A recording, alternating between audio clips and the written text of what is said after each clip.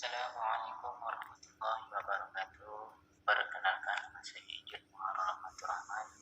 Jangan di 2211368.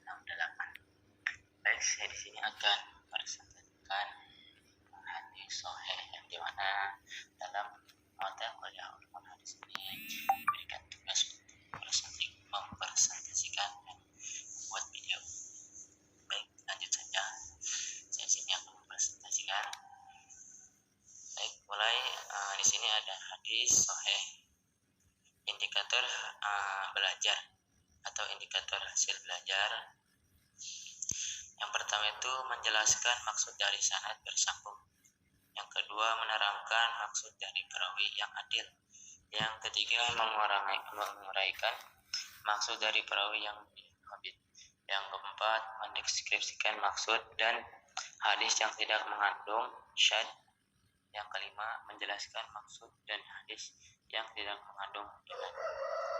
Yang selanjutnya itu syarat-syarat hadis sahih. Yang pertama itu sanad bersambung. Sanad yang selamat dari terputusnya periwayatan hingga akhir sanad Rasulullah SAW.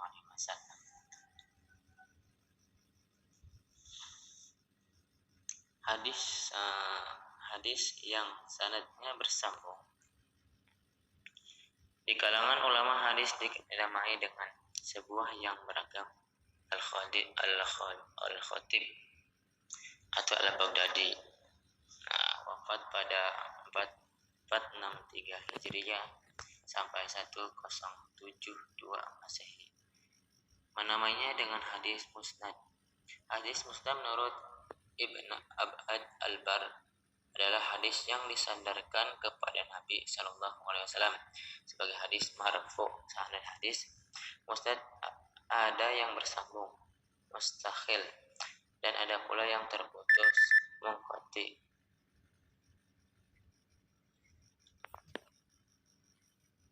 Dengan demikian, menurut kebanyakan ulama hadis musnad pasti marfu dan bersambung sanadnya. Sedangkan hadis marfu belum tentu hadis musnad. Hadis marfu dapat disebut sebagai hadis musnad bila seluruh rangkaiannya sanadnya bersambung, tidak yang terputus sejak awal sampai akhir. Berkaitan dengan ketersambungan sanad ini, dikenakan pula istilah hadis mustakhil atau mawashul. Menurut Ibnu As-Soleh dan An-Nawawi, yang dimaksud dengan hadis mustahil atau mawashul adalah hadis yang bersambung sanadnya, baik persambungannya itu sampai kepada Nabi SAW maupun hanya sampai kepada sahabat Nabi SAW. Muhammad Syuhudi Ismail menyimpulkan bahwa hadis mustahil atau nawasul ada yang marfu disandarkan pada Nabi, ada yang marfu disandarkan pada sahabat, dan ada juga yang maqfu disandarkan pada tabi'in. Jika dibandingkan dengan hadis musnad, maka dapat dinyatakan bahwa hadis musnad pasti mustahil atau mawasul, tetapi tidak semua hadis mustahil atau mawasul pada musnad. Untuk mengetahui bersambungnya atau tindakan suatu sanad hadis menurut Muhammad Syuhudi Ismail, ulama biasanya menempuh tata kerja penelitian sebagai berikut. Yang pertama itu mencatat semua nama periwayat dalam sanad yang diteliti. Yang kedua, mempelajari sejarah hidup masing-masing periwayat yang dilakukan. Mencatat semua nama periwayat dalam sanad yang diteliti. Yang kedua, mempelajari sejarah hidup masing-masing periwayat yang dilakukan. Yang ketiga, meneliti kata-kata adah atau tahamul wa adah al-hadis yang menghubungkan antara para periwayat dengan periwayat terdekat dalam sanad. Kata-kata yang dipakai dalam sanad berupa hadat sana, al-khabarana, dan sami'tu an-anna, dan sebagainya. Yang kedua, perawinya bersifat seseorang yang selalu memelihara ketaatan dan menghindari kemaksiatan, tidak melakukan perbuatan-perbuatan mubah yang dapat mengurangi keimanan dan berpegang teguh pada pedoman syariat. Dengan kata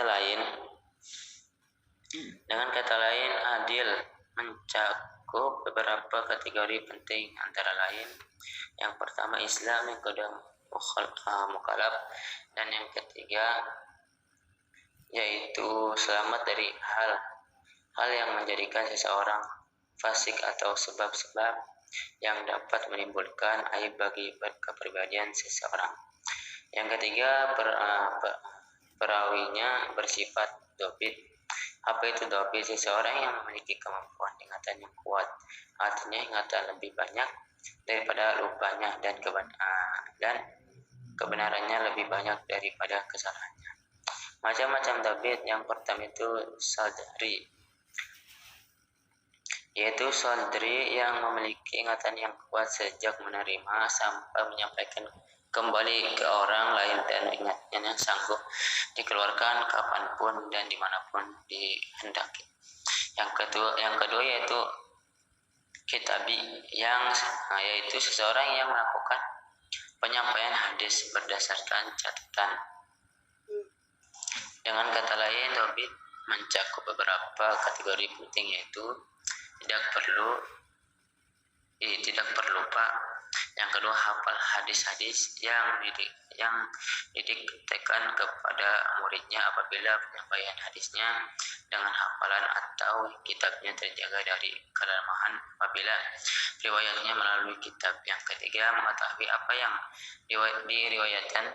diriwayatkan dan memahami maksud hadisnya. Yang keempat, matanya tidak bersifat syadz. Nah, apa itu syadz?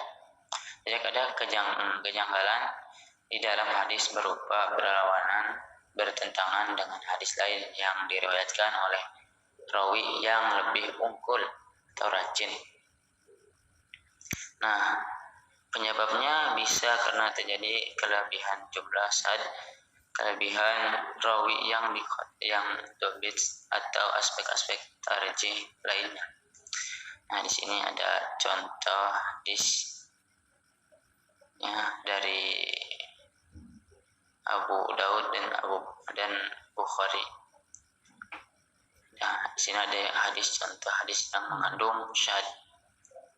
Nah, yang kedua itu hadis ini mengandung makna yang sama tetapi saling bertentangan. Hadis Abu Daud diriwayatkan berdasarkan ucapan Nabi, sedangkan hadis Bukhari berdasarkan perbuatan fi'il.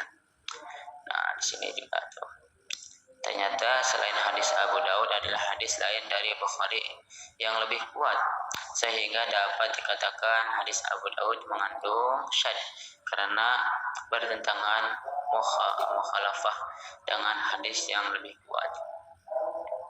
Yang kelima, matanya tidak berilat. Apa itu ilat? Sebab yang bersifat samar-samar, hal yang meragukan atau bersembunyi yang dapat merusak kesahihan hadis. Dengan kata lain, hadis yang tidak berilat adalah hadis yang di dalamnya tidak terdapat kesamaran atau keraguan.